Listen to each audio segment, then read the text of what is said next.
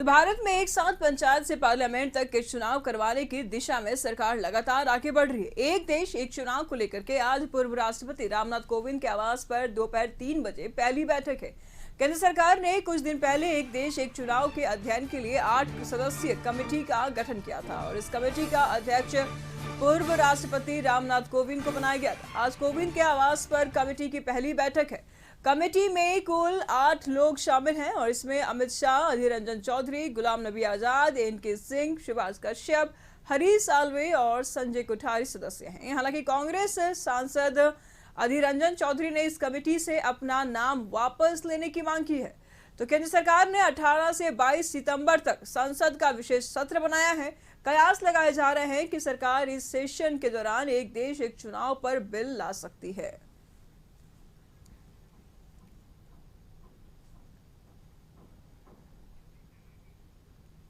इस पर तमाम जानकारी के लिए दिल्ली से हमारे सहयोगी रवि पोदार इस वक्त हमारे साथ जुड़ चुके हैं। तो रवि, एक देश एक इलेक्शन को लेकर के आज बैठक होने वाली है रामनाथ कोविंद के आवास पर। बैठक कितने बजे होगी और क्या कुछ कार्यक्रम है इस बैठक को लेकर?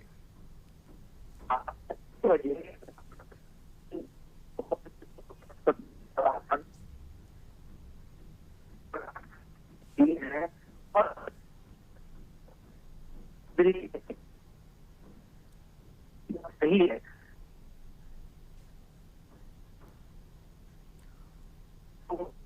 इसमें कांग्रेस नेता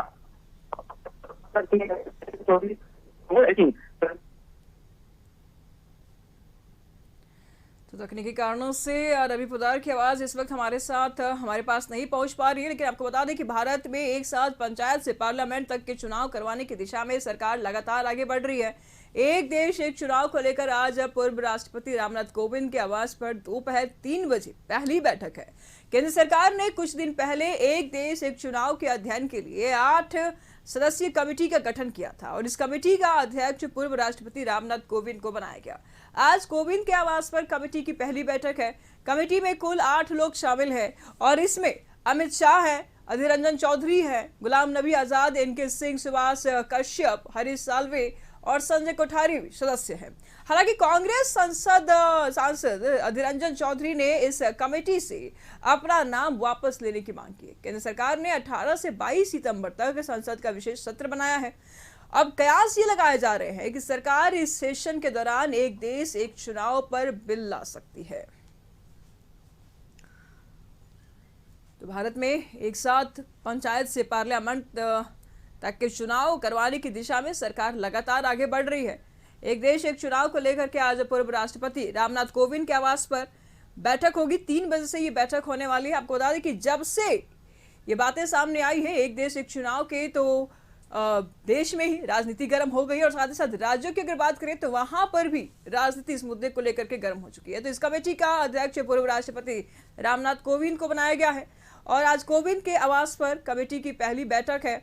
तो कमेटी में कुल 8 लोग शामिल हैं और इसमें अमित शाह है, अधीर रंजन चौधरी, गुलाम नबी आजाद, एनके सिंह, सुभाष कश्यप, हरीश साल्वे और संजय कोठारी सदस्य हैं। हालांकि कांग्रेस सांसद अधीर रंजन चौधरी ने इस कमेटी से अपना नाम वापस लेने की मांग करती है। तो आज 3 बजे रामनाथ कोविंद के आवास पर कमेटी की बैठक होगी एक देश एक चुनाव को लेकर के। तो इस पर तमाम जानकारी के लिए न्यूज रूम से हमारे संपादक अशोक मिश्र जी इस वक्त हमारे साथ जुड़ चुके हैं। अशोक जी, एक देश एक चुनाव को लेकर के आज रामनाथ कोविंद के आवास पर बैठक होने वाली है, कमेटी की बैठक होने वाली है। अगर बात करें तो देखिए, जब से ये बातें सामने आई है अशोक जी, देश के साथ साथ राज्यों में भी सियासत काफी ज्यादा गरमाने लगी है। विपक्ष की अगर बात करें, इंडिया की अगर बात करें तो लगातार इस बात को लेकर के, इस बिल को लेकर के खिलाफ है, मुद्दे उठा रही हैं और अपने अपने बयान दे रहे हैं। लेकिन देखिए बिहार में इसका क्या असर पड़ेगा? देखिए, पूर्व राष्ट्रपति रामनाथ कोविंद के नेतृत्व में केंद्र सरकार ने कमेटी बनाई है और वह वन नेशन वन इलेक्शन से संबंधित रिपोर्ट देगी।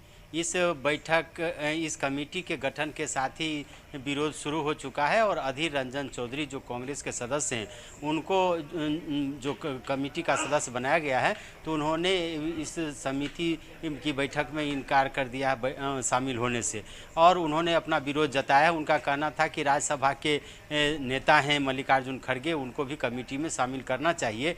और अधीर रंजन चौधरी ने कहा था कि ये कमेटी पूरी तरह से केंद्र सरकार की कमेटी है, ये यानी कि इसमें जो लोग शामिल हैं वो स्वतः पहले से ही ज्ञात है कि ये क्या करेंगे। तो एक तरह से कहे कि इसके गठन के साथ ही विरोध शुरू हो गया, लेकिन आज इसकी बैठक बुलाई गई है और इसमें जो अन्य 8 मेंबर हैं वो करीब सभी लोग इसमें शामिल होंगे। अमित शाह शामिल होंगे, जैसा कि आपने कहा, केंद्रीय कानून मंत्री मेघवाल हैं वो शामिल होंगे, NK सिंह, हरीश साल्वे, संजय कोठारी, यानी कि सभी लोग इसमें शामिल होंगे। लेकिन जो सबसे बड़ी बात यह है कि आखिर इसकी ज़रूरत क्या है, इसको लेकर के विपक्षी दल के सदस्य काफ़ी उद्वेलित हैं, काफ़ी परेशान हैं और उन्होंने कहा है कि अगर केंद्र सरकार ने लोकसभा का यानी कि संसद का विशेष सत्र बुलाया है तो विशेष सत्र के पहले जो एजेंडा है उस एजेंडे को अभी तक सार्वजनिक क्यों नहीं किया गया है, आखिर सरकार की मंशा क्या है। दूसरी तरफ कल जो जिस तरह से खबरें आई G20 को लेकर के महामहिम राष्ट्रपति और प्रधानमंत्री के द्वारा इंडिया की जगह भारत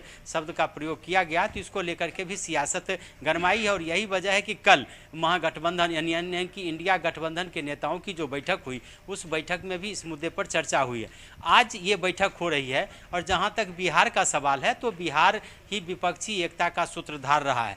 तो वैसी परिस्थिति में कह सकते हैं कि एक राज्य और एक देश और एक चुनाव की अगर बात होगी तो बिहार में भी ये लागू होगा। तो बिहार में विधानसभा के चुनाव 2025 में होने को, वैसी परिस्थिति में लोकसभा के साथ साथ विधानसभा के चुनाव की तैयारी कराने के लिए अभी राज्य सरकार तैयार नहीं है। तो वैसी परिस्थिति में राज्य सरकार के लिए भी एक संकट है। दूसरी बात है कि 2 साल पहले चुनाव होने से राज्य में जो मुखिया है नीतीश कुमार, उनके सामने भी एक चुनौती है कि क्या वो 2024 में सबसे पहले नरेंद्र मोदी को गद्दी से उतारें या फिर अपनी गद्दी को बचाएं। तो इसको लेकर के भी इंडिया गठबंधन के लोगों में भी वहां की स्थिति है। लेकिन सबसे बड़ा दिलचस्प यह है कि केंद्र सरकार ने अपने पत्ते नहीं खोले हैं और वह अंत समय तक सस्पेंस बना कर रखना चाहती है। क्या इंडिया बनाम भारत से संबंधित बिल आएगा या 1 इलेक्शन 1 नेशन की बात होगी या फिर अन्य कौन से मुद्दे हैं जिन मुद्दों को लेकर के केंद्र सरकार ने विशेष सत्र बुलाया है संसद का और उसको लेकर के समूचे विपक्ष में हड़कंप मचा हुआ है। आज की बैठक में फिर क्या बातें आती हैं। हालांकि आज की जो बैठक है रामनाथ कोविंद के नेतृत्व में, उस बैठक की रिपोर्ट यह प्रथम चरण है, इसमें अभी कुछ कहना जल्दबाजी होगी। लेकिन इतना जरूर कह सकते हैं कि केंद्र सरकार ने 2024 के चुनाव की तो तैयारी शुरू की ही है। चुनाव में एजेंडे कौन से होंगे, विपक्ष को किन एजेंडों पर शिकस्त दिया जा सकता है, किस तरह से जनता को अपनी ओर आकर्षित किया जा सकता है, अपने वोट बैंक में वृद्धि की जा सकती है और विपक्ष के यानी कि अपने राजनीतिक विरोधी के वोट बैंक में सेंधमारी की जा सकती है। इन सारी बातों की इन सारे पहलुओं को लेकर के केंद्र सरकार ने जो रणनीति बनाई है उस रणनीति में एक तरह से कहिए उस जाल में विपक्ष को फांसने की कोशिश की गई है। अब देखना यह है कि विपक्ष क्या अगला कदम क्या होता है। फिलहाल आप कह सकते हैं कि आज की जो बैठक है वो काफ़ी महत्वपूर्ण है, चूँकि शायद मुझे लगता है कि इतनी जल्दी किसी कमेटी का गठन हुआ हो और उसकी बैठक भी शुरू हो गई हो, यानी कि जितनी जल्द से जल्द यह बैठक होगी और वह अपनी रिपोर्ट सौंपेगी, केंद्र सरकार उसी पर अगला कदम उठाएगी, तो निश्चित रूप से कह सकते हैं कि आज की बैठक महत्वपूर्ण है और इस बैठक का असर समूचे देश में पड़ेगा, बिहार ही नहीं समूचे देश में पड़ेगा। और बिहार में सबसे ज़्यादा इसलिए पड़ेगा कि बिहार में अभी विधानसभा चुनाव होने में 2 वर्ष की देरी है। निशु जी बिल्कुल, शुक्रिया अशोक जी आपका इन तमाम जानकारियों के लिए। तो 3 बजे पूर्व राष्ट्रपति रामनाथ कोविंद के घर में ये बैठक होने वाली है। अब देखना ये होगा कि इस बैठक से क्या कुछ छनकर सामने आता है।